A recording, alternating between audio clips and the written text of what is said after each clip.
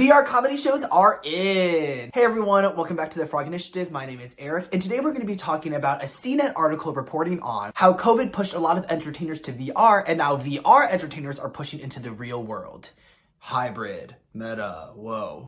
As we know, COVID has been going on for quite some time. And that has caused a lot of entertainers to be pushed into the VR space, virtual reality, for those who have been living under a rock. While many flocked to Zoom, some believed that VR was a better space. And after they have been encompassed in this space, they're starting to bring this into the real world now that things are starting to open up, now that live events, in-person events are starting to happen a little bit more. So it's not something that they're just ditching altogether. A lot of comedians don't like performing on Zoom with the small boxes, not much audience participation, so on and so forth. But comedian Tommy Simbazzo states that some VR rooms are kind of like comedy clubs. Now that things are opening up, some comedians are actually taking the opportunity to blend the two together rather than replace it with those live events. It's a lot more interactive than Zoom. The comedians can have their own green room, they can sit and watch other comedians perform, and respond to questions when they're being asked. Perhaps most of all, the performer is able to hear audience participation and laughter in real time, where performers are able to interact with the VR crowd, with a projector, VR set, so on and so forth,